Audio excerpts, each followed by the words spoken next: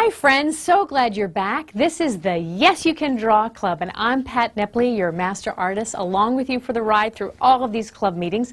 I'm so glad you're here. Now this is club meeting number 9, and let's review what you will need for today's meeting. You'll need 3 sheets of paper, white if you have them, a regular pencil, a black Sharpie marker, a nice strong eraser. Okay. The last time we were together, we talked about combining 3 of the art elements: line, shape, and space. And do you remember we worked on our leaf drawing, and we talked about collection drawings, where you put a lot of items together and you're thinking about the quality of your line, all of the different shapes, and how you arrange them in the space. So did you get a chance to work on a collection drawing? I hope so, and I bet you they turned out great, because yes, you can draw. Now today we're going to be talking about the next art element, and that's value. And when I say value, I don't mean how much something costs, that kind of value. I'm talking about the light and the dark that make up a drawing.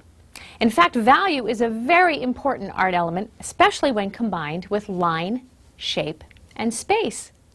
So in order to understand value, we're going to talk about a basic pencil drawing and the different values you can have in a drawing. So let's take a look at this drawing that I did of my son. You'll notice in this drawing on colored paper that there's some really light areas, the lightest value being where I used white pencil to show highlight on his sleeve. And the darkest value in this drawing is where there is shadow, where he's sitting and under the bill of his cap. Now, it's not black. Black is the absolute darkest value, but for a pencil drawing, dark gray that you make with a lot of pressure is the darkest value.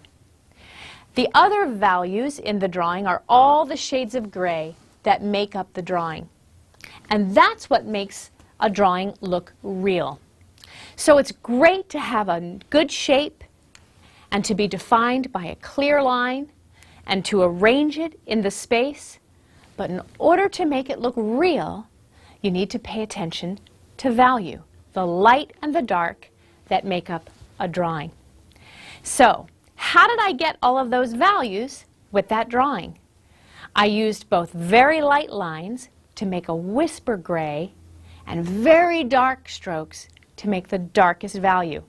So that takes some practice in how you use your pencil, and that's determined by pencil softness.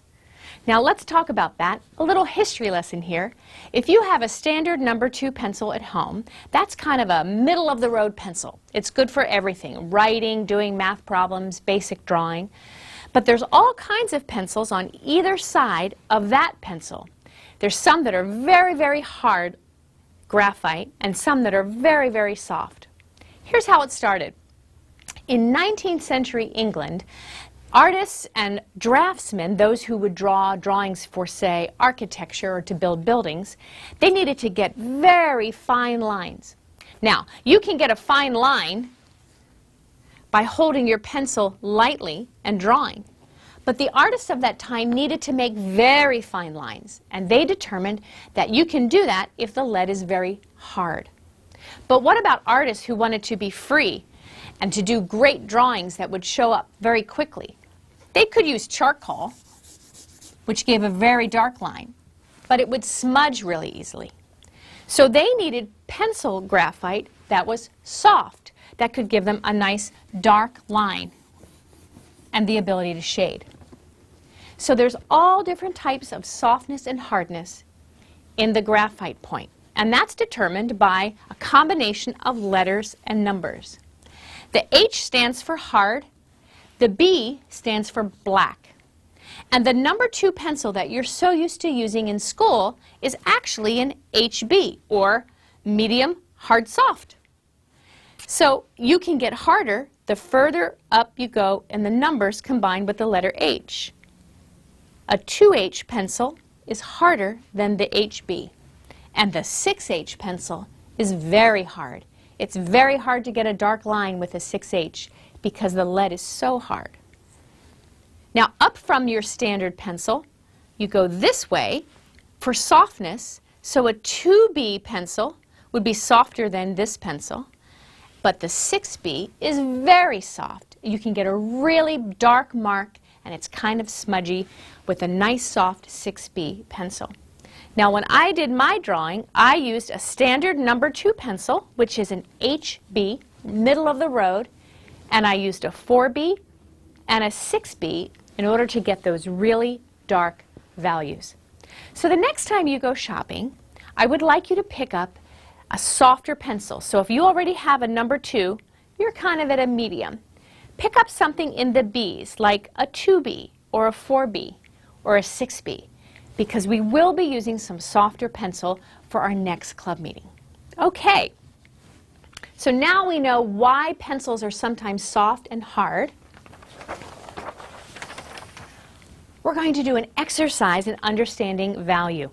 So what we're going to do is take one pencil, and you need to practice with your overhand grip, starting off making the lightest value possible, almost a whisper onto your white paper, but by applying more pressure as we go across, getting the darkest value you can. Now this is actually a more difficult exercise than it sounds, because you want to make the value change from white through the light grays and medium grays to the very darkest to be gradual, so it doesn't look like stripes. So watch me first as I go from left to right across the page, changing my pressure to change my value. Okay, remember, value is light and dark in a drawing. So what I'm going to do for this exercise is I'm going to start on the left-hand side and move to the right because I'm right-handed. Now, if you're left-handed, you're going to do the opposite. You'll start over here on the right and move to the left. So you can see what you've done. So this is going to be noisy because I'm going to be making a lot of strokes. So to my left, I barely touch the paper. So light. And I'm going to change my pressure, and I'm going to gradually get darker. And you can start to see the grays, and even darker.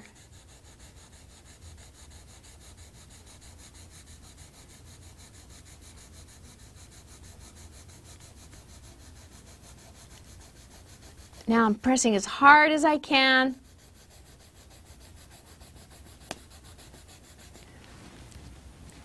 Start off light and get medium and get darker.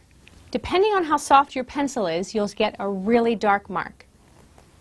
Now, you're going to do it with me. Get your pencil ready, have your paper go long ways, and hold your pencil in the overhand grip. Now make sure you have enough of a point on your pencil because you're going to be using a lot of graphite across. So start to the left, start off really light, use your pointer finger to kind of steady your pencil lead. It doesn't have to be perfectly straight.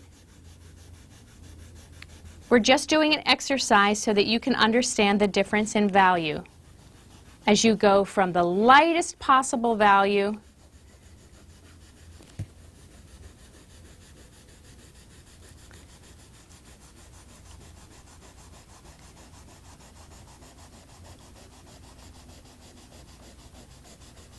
I'm really pressing hard here. You don't want to break your pencil point. To the darkest value, from the lightest to the darkest. Now that's what will make your drawings look more real, to have a lot of different values. Now it's important when we talk about the value in a drawing that we understand that black is the darkest possible value, white is the lightest possible value. And when you put those two together, that's called contrast. Total opposites, black and white. So in a drawing, you can have high contrast, which is black directly against white, or you can have low contrast, which means just lots of shades of gray. Let's demonstrate what I mean. On a piece of paper, I want you to write either your name or maybe just your initials in block letters. Do you know how to do that so that you have space in between? This is just an exercise, and you're going to take your Sharpie marker. Now, the Sharpie marker is black, the darkest value. Your paper represents the lightest value. If I outline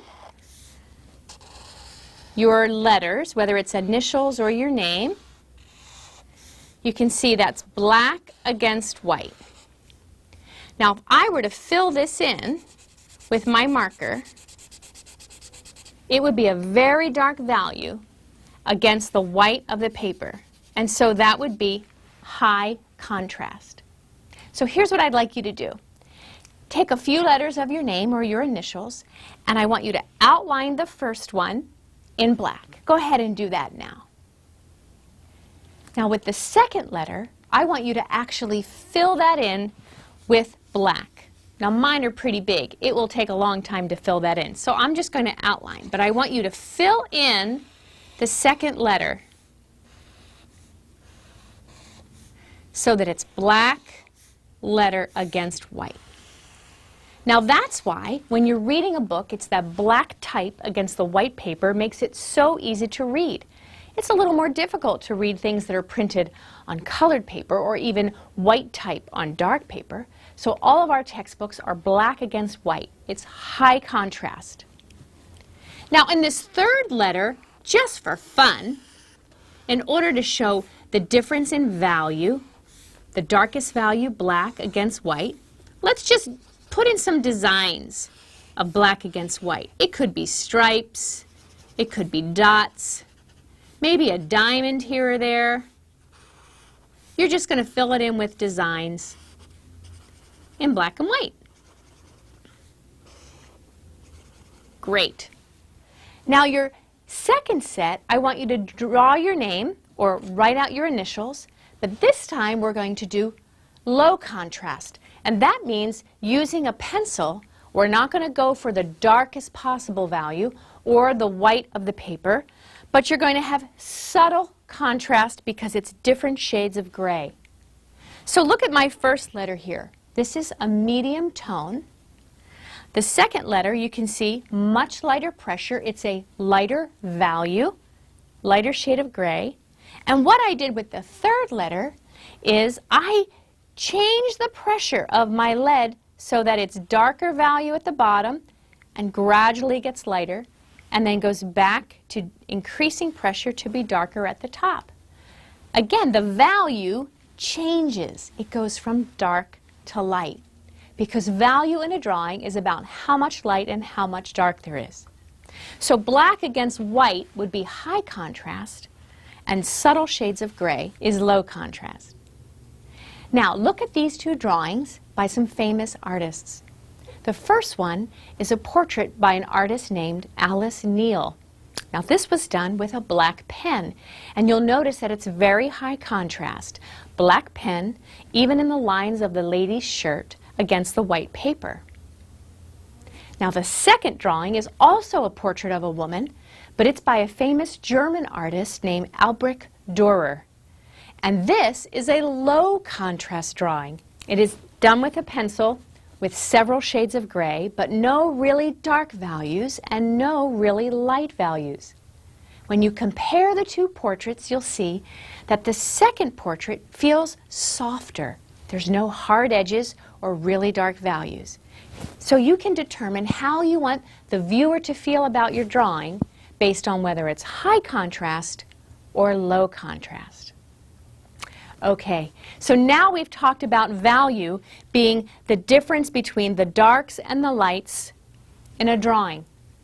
And you know how to get the changes in value by how you vary the pressure when you're applying your marks.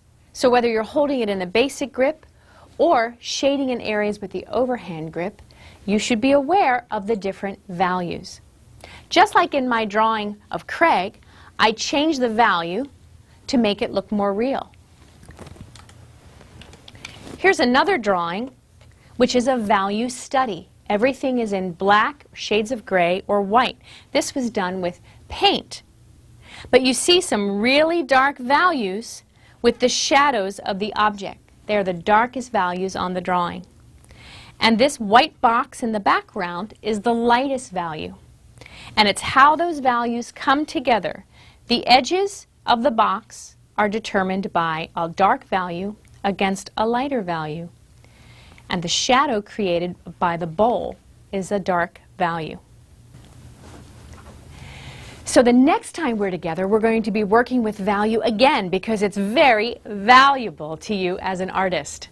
And we're going to be learning how to shade a sphere so it takes a flat circle and makes it look 3D. All right, friends, see you next time.